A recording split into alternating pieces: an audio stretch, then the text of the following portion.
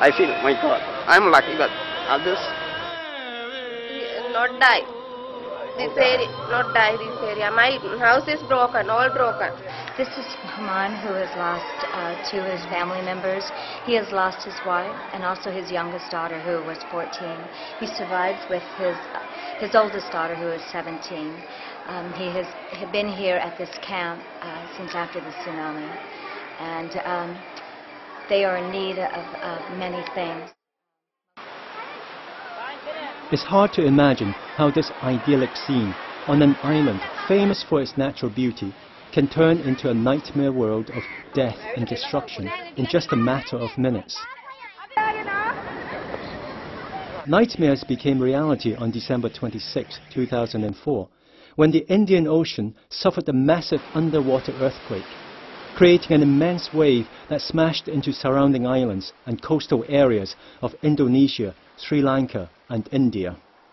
The wave, or tsunami as it's now called, killed almost 300,000 people in its path. In Sri Lanka, almost 60,000 lives were lost that morning, while the lucky survivors were left with little more than the clothes on their backs. As well as needing help to survive from day to day, the survivors desperately need treatment to cope with the trauma and the grief of losing their friends and loved ones. Unless they're treated, the memories and emotions will haunt them for the rest of their lives.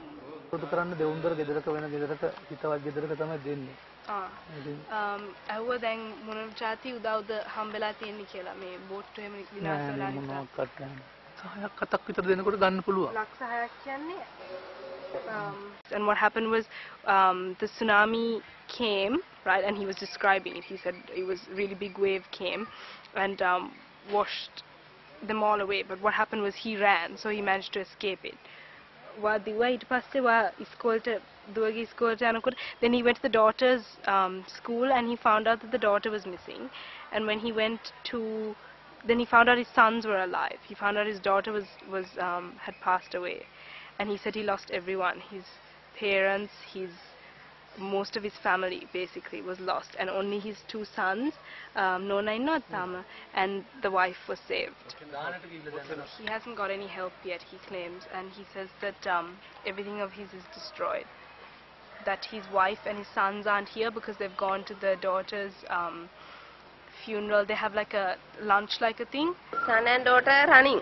They run with you? Yeah. Together? Yeah. And your other friends, your other people here? Not die. This area, not die this area. My house is broken, all broken. Okay. Yeah. All along the coast of Sri Lanka, survivors are trying to get on with their lives despite the devastation. When news of the tsunami reached the outside, people from all over the world sent help or donations, and relief agencies rushed in with aid. Amongst the many organizations that responded to the disaster was a group called the Airlines Ambassadors. Made up of volunteers from the airline industry, the Airline Ambassadors enlisted the help of commercial airlines to fly emergency aid and medical supplies for survivors in Sri Lanka. Its medical director, Dr. Daniel Susot, was on holiday in Phuket when the tsunami struck. He was lucky to be on a tourist boat and left to tell the tale. After learning from friends in Sri Lanka about the scale of the disaster, he immediately flew over to Colombo to help organize medical aid. So this little baby has got a bronchitis, which is what you'd expect in a refugee camp situation where there's a lot of malnutrition anyway, and there's smoke and dust. Even in the best of times in this part of Sri Lanka, Trincomalee, you'd see a lot of malnutrition and stunting among the children. And this child is pretty typical, with a kind of a skin rash here and a bronchitis, and he's terrified here because of this process. Anyway, he's also got a very badly deformed foot from an old burn, apparently.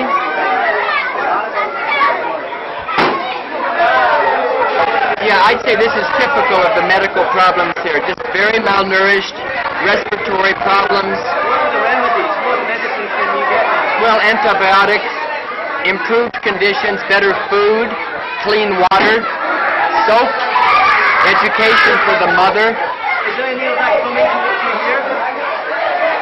I don't know how much this particular camp is getting, but it's the kind of project that the Airline Ambassadors wants to adopt in terms of supporting children in very difficult situations, in camps, in orphanages, in schools. Most of the tsunami survivors have been located in temporary housing and their physical needs catered to. But a large number have received next to nothing to help rebuild their lives or treatment for post-traumatic stress disorders.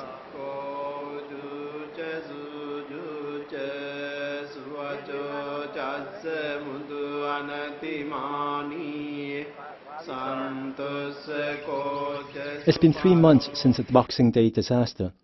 The Catholic community in Negombo celebrates Easter with a parade.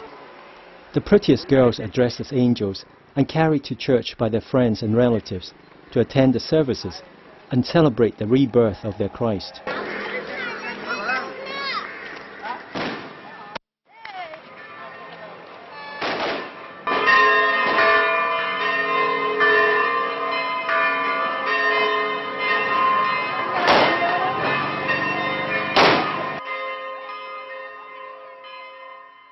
Earlier that week, a different kind of angels arrived in Sri Lanka. Their mission?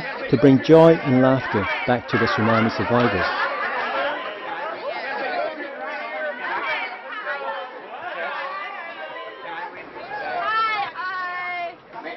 The first stop was the Sri Yasodhara orphanage for girls near Colombo. The orphanage was established in 1986 by Loku Manio after she witnessed the desperate plight of orphans and child victims of poverty and civil war on the island. She's the boss here. She's been doing this for 20 years, from children from the terrorist attack many years ago, and now they have 55 girls living here and 10 staff, of which 5 are Buddhist nuns. And she's also starting an orphanage for, did you say 200? How many from the tsunami? Tsunami is 50. 50 from the tsunami, boys and girls down south in Matara and Hambantota, in areas severely affected by the tsunami. She's going to rent a place where she can take care of more orphans from the tsunami.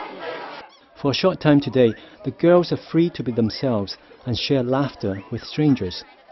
Their natural inhibitions changed by the friendly clowns and their games.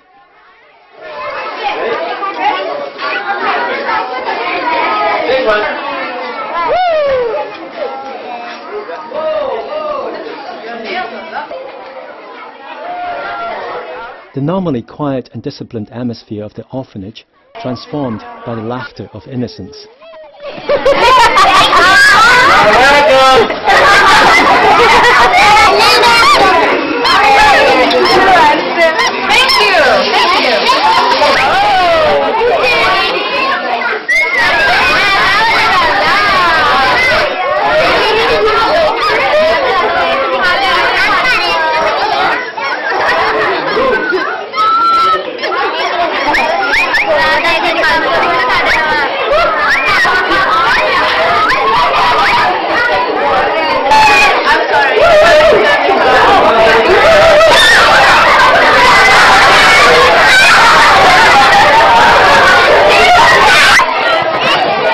Buddhist nuns run the orphanage, but it accepts young girls from all faiths, providing them with care and shelter.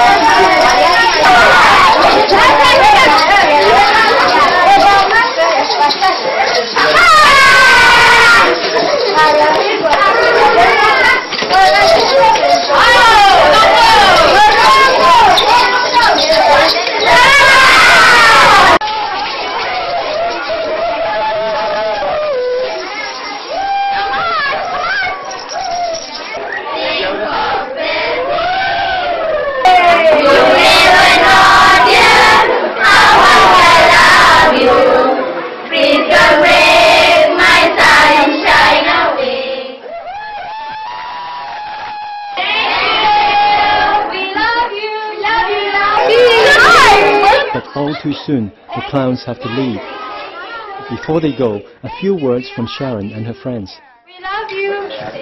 We're Airline Ambassadors from the United States, coming here from many different places to be with you today and to bring you much love. And we're so honored to be here on this very special day for us. We've traveled, we're going to be traveling all over to Sri Lanka to visit many places. And this is our first stop, and it's very special for us today. And among us are a lot of airline ambassadors, and they might want to speak too. Yes, and you made us feel very, very welcome in your country. It's a beautiful country, and we're so happy and so pleased to be here. And we love the children. You're so beautiful. Yay!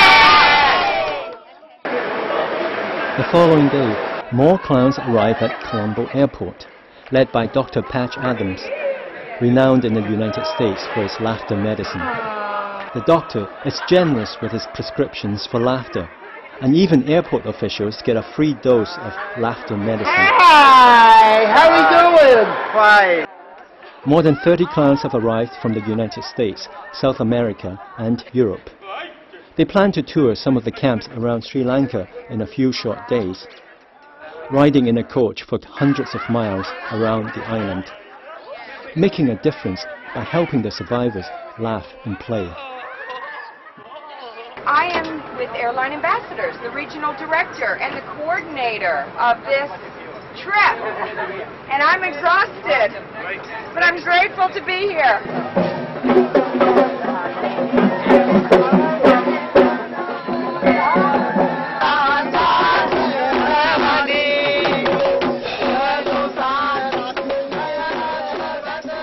The first engagement for the clowns was at the opening ceremony of a new village near Galle for tsunami survivors in the area. The construction is funded by donations from ordinary Americans and Hollywood celebrities.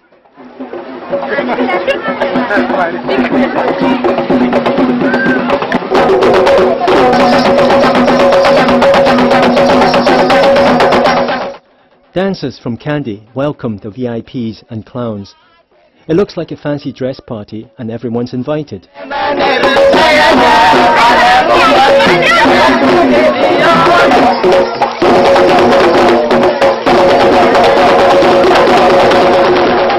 But when it comes to dancing, these clowns need a few more lessons.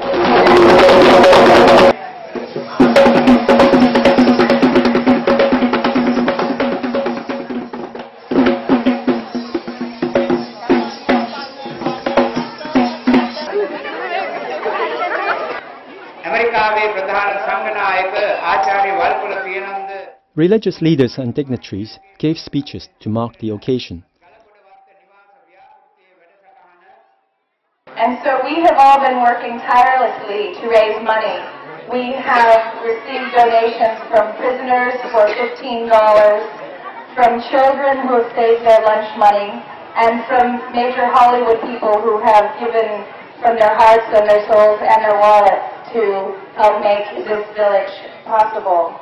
And one of our focuses was not only to have us work, but the idea of Hollywood Artists Alliance is to align ourselves with other organizations and people doing good work.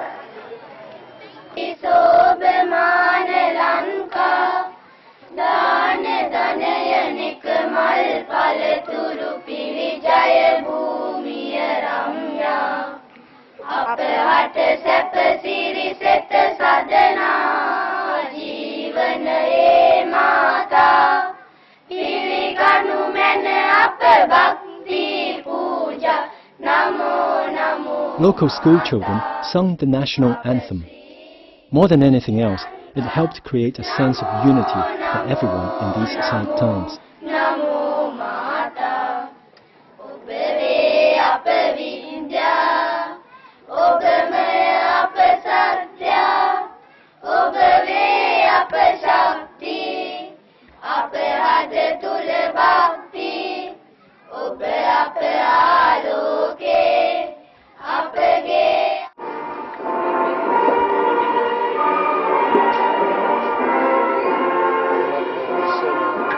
The Stars and Stripes was played to honor the Americans and their part in funding the project.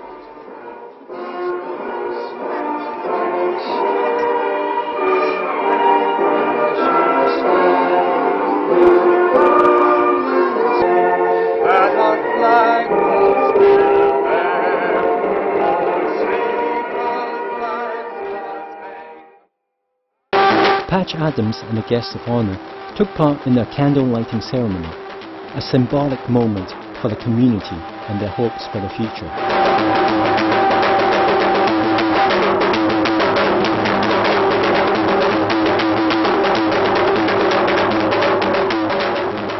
A celebrity guest at the ceremony was writer Arthur C. Clarke, author of classic science fiction stories such as 2001: A Space Odyssey. Clarke has lived in Sri Lanka for more than 30 years. In one of his earlier novels, Clarke wrote about the impact a tsunami had on his fictional characters. Now he has witnessed life imitating his art and the devastating impact of a tsunami on the island he calls home. The tour included several housing schemes funded by foreign aid. Oh, this is all private donations. The main road around the island goes through all the worst hit areas.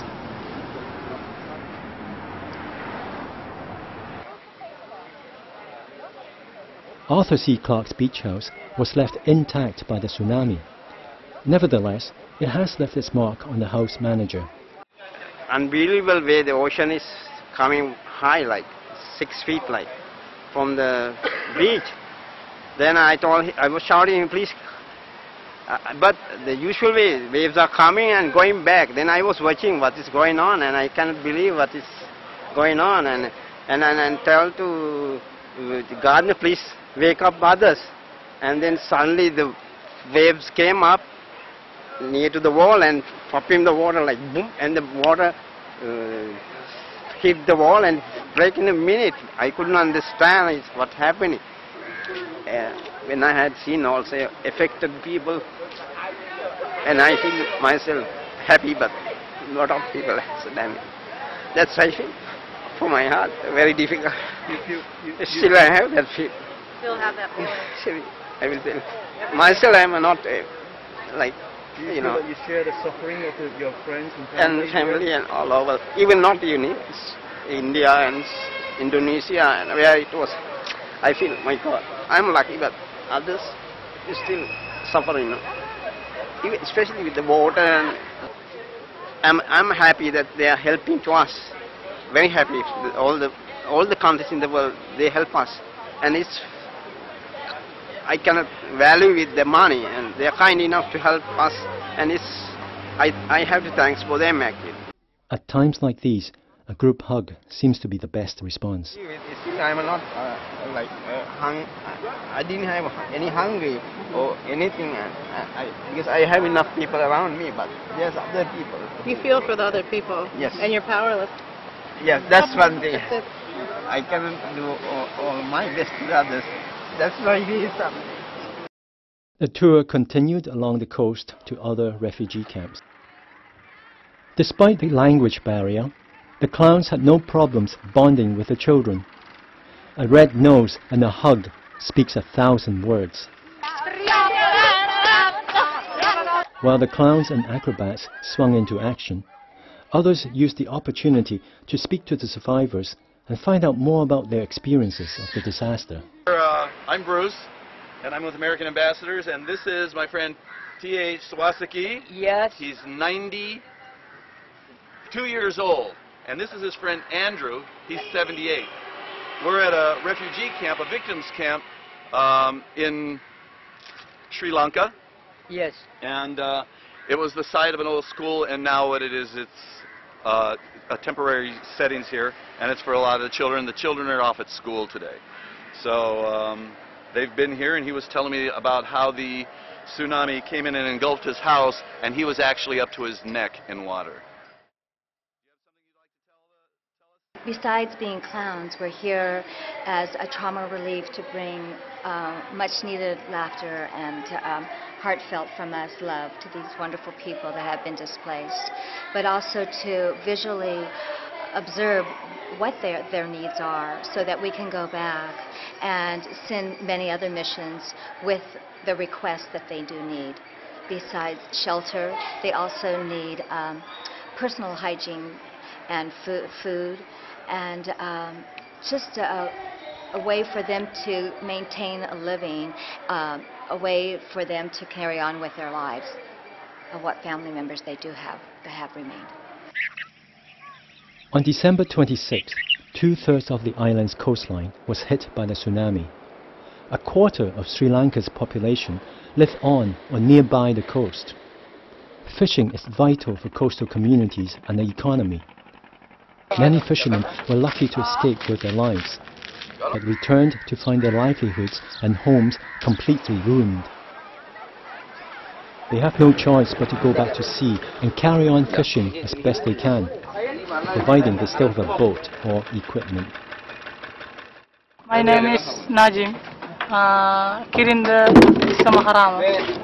So I am tsunami coming to December 26. That time I stay my house near. So 9:45 that tsunami coming time. So I am see coming to next coming that same coming quickly. So tsunami coming time maybe 5 minutes, 6 minutes that also finished. So I am and my family also running to other place. So after 20 minutes, 25 minutes finish, after come back, I see my house and my family, lot of people, house and baby and all died. But one of the problems they have to overcome is the superstitious fear of the dead. It may be a long time before people will eat fish from the sea again. Fishermen are by necessity a practical people. They have to overcome all kinds of hardships and problems on a daily basis to bring back the catch. Sentiments and emotions are luxuries they can't afford. Fishermen are vital to the recovery. Without them, the survivors and the community as a whole would be in much worse shape.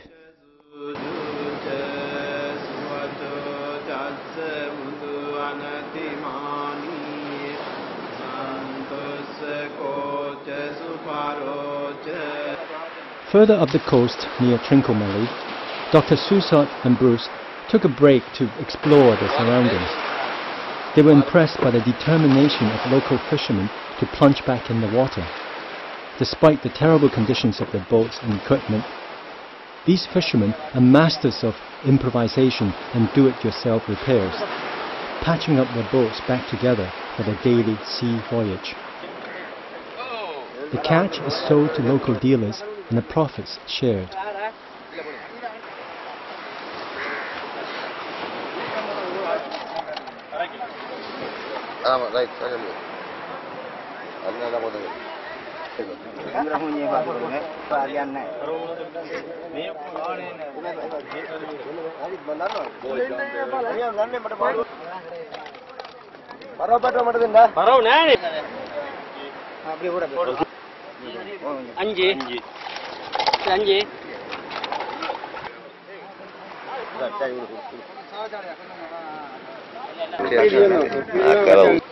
But this little boy is not sharing in the profits. He gets to collect the scraps and discarded fish that even the poorest fishermen leave behind.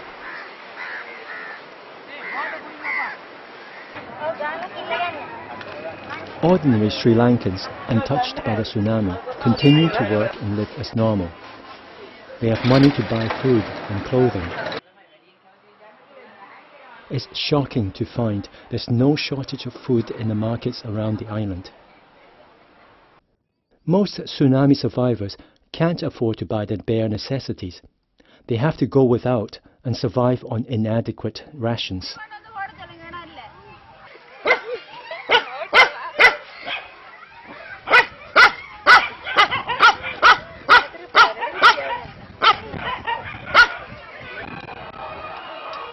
In many camps, facilities for cooking are non-existent. Fuel for cooking is hard to come by. The women have to use whatever they can find.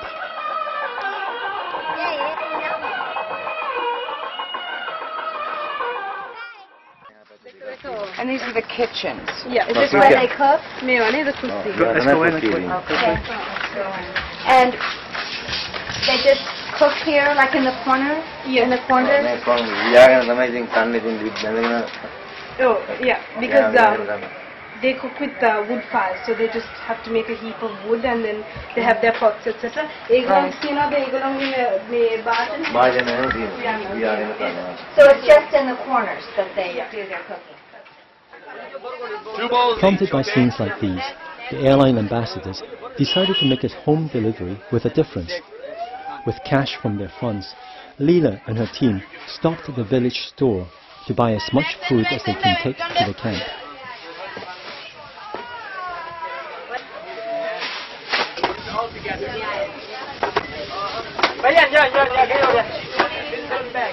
And we don't have the time to do one each one. Show me one more. Show me what you're going to stuff 27 pigs. Daniel, in order to get those extra bags, I'm going to double bag some of these because they're cans. Whoa! Please, sir. Sir. Even the local people are touched by this spontaneous act of generosity from complete strangers. People welcome to the team, the group. Very happy. We are village children and big, old tsunami affected people. More want these people help. This group help. Your group name. Airline Ambassadors. Airline Ambassadors. We are very well. Thanks. Very thanks these people. More want these people, but coming the very comedy action and like this, very laughing people, very happy. We're now going to a refugee camp that has 25 families. They have had nothing but rice and dal since the tsunami hit. So what we're doing is purchasing food. We're going to bag it in an area, all of the clowns, and each family will get a bag, okay, filled with at least a month's worth of supplies for them, the basics, and fruits and vegetables as well.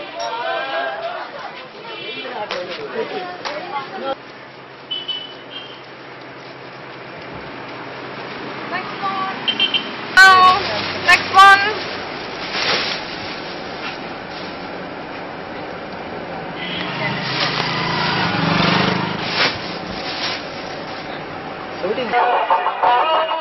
The camp matriarch established order and made sure everyone got their share, but only after getting the bill of health from Dr. Sousa. We got canned food, we got spices, we got milk powder, we got salmon, we got, dal beans that are just broken all over. We got beaties.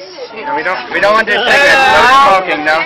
We got toothpaste, we got camphor, and you got matches, okay, matches.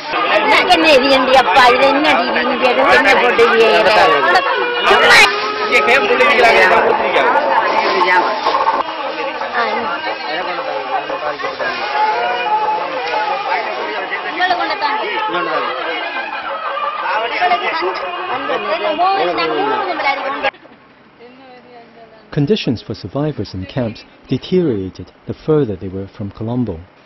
The tour made several unscheduled stops. This isn't one of our scheduled stops, but we pulled over on the side because we saw these lovely children and people waving at us as we are dressed as clowns. We came here to bring much love and bring some happiness to these people that are so desperate. This camp, we felt, was the hardest hit one that we have seen, and it's kind of like all touching us right now. This camp is in desperate need for some help and some aid. And what kind of aid, physical aid, are you thinking of talking about? Honey, all they have here is a tent. That's all they have that's covering them. Their floor, I visually looked in, and it's just mats on the floor, and this is just sand and dirt. They have nothing. It's so hard. So,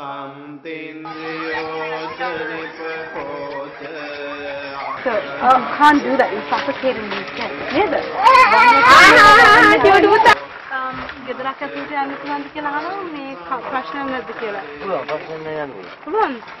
How many in the family would live in this space here? කී දෙනෙක් විතර පවුලක ඉන්නවද මේ සාමාන්‍යයෙන් පවුලක සාමාන්‍යයෙන් කාමරයක පවුල් දෙකක් ඉන්න ලාලුත් තියෙනවා. නැත්නම් ෆැමිලි එකේ ඉන්නවනම් 7ක් 8ක් විතර ඉන්නවා පවුල් ෆැමිලි එකේ. It depends on how many there are in the family, but if it's small children, then they pack about 8 people in here. That means the parents and the children. Some people may say the tsunami survivors are getting too much aid. I don't see that at all. I disagree. You look at one of the camps, Matara, that we went to, they had blankets and pillows on the floor, and that was all the aid that I really physically saw that they were given. And really, even in this climate, you really don't need blankets. They need soap, they need the necessities, things like food, a job. If there is stuff bottlenecked in Colombo, it's not getting out to the people that need it. The poor people here that we've experienced have nothing, you know. Is there a danger of psychologically dependent on aid and people just sitting back and letting the aid come in? I don't see that happening here. I think that just meeting their basic needs, and then beyond that their psychological needs and their ongoing needs for their employment and a life. I don't see a dependence starting. I don't think there's going to be enough aid. Yeah, I don't see that happening at all. Because they have nothing. Everything was wiped out. Every single thing. These people want to have. They want to rebuild their life. Yeah, they want to get back on with it. Yeah. And what people are seeing on their televisions, on the news, is nothing compared to what we've seen out here. The actual devastation and being here and seeing how many people have lost family members and how many homes lost. Some of these people who've lost their families, they've lost everything.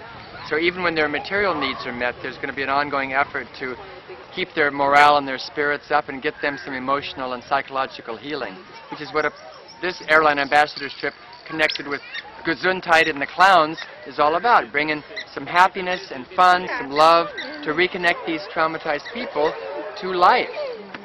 I mean, you can still tell how emotionally difficult it is for a lot of them. We were at one camp and they were showing us pictures of their dead family members, you know, and just broke down, were very emotional, and you can see they're trying to make the best of this intense suffering. That's his baby and his daughter. And he lost both of them in the tsunami. He's out. Tears, they're out. He has lost them, and he's more than torn up about it. I mean, his wife is still here. She's in the hospital. She was hurt. He was hurt. His legs were hurt. His back was hurt.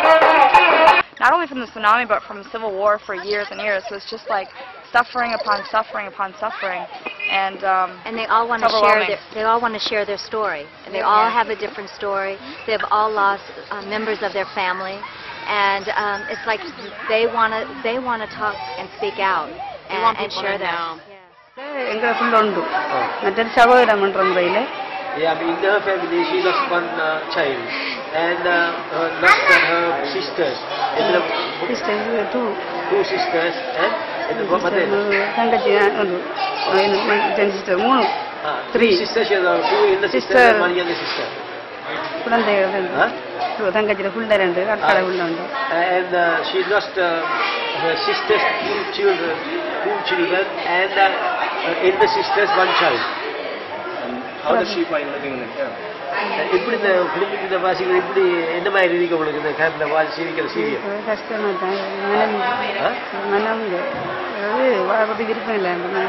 it's very difficult, and she doesn't like to be bothered because she doesn't have the feeling. என்ன உங்களுக்கு தேவையில்லை, உங்களுக்கு தேவையில்லை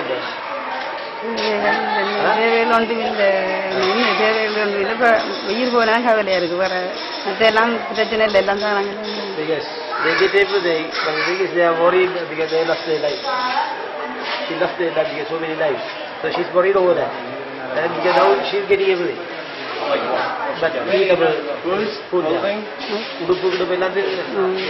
yeah, food, clothing, everything she takes. She lost everything. What would she like to say to the foreigners coming here to help her? What would she like to say to them? வெளிநாட்டிலிருந்து வாரவங்களுக்கு நீங்க என்ன சொல்ல வரீங்க? உங்களுக்கு உதவி செய்யறது என்ன உதவியை கேட்கறதுக்கு என்ன மாதிரி விரும்புறீங்க?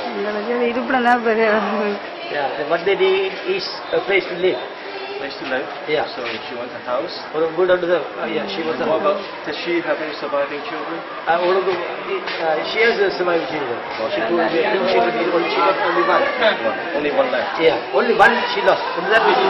But the I'm finding how resilient they are. They're so responsive to our visit and the smiles. I mean, they're giggling and laughing and holding our hands and kissing us. Their response is so astonishing in spite of the devastation that they've experienced in the last few months. Well, I know that Airlines Ambassadors' effort will not stop until we see progress here and everybody is being helped, even including the very remote cities. And I know it's going to be a very slow process. It's going to be a journey for them because there's a lot of logistics. Tourism is one of the most important industries in Sri Lanka, providing jobs for local communities and foreign currency for the economy. Reopening the hotels was a priority. Now they have to persuade tourists that it's safe to return to the island. Life may be returning to normal for many Sri Lankans, but this tour of the island shows much still needs to be done for the survivors, especially in the areas of mental and emotional health. It will take more than money and material aid to help all survivors of the tsunami. In the meantime, a little laughter or a kind word goes a long way.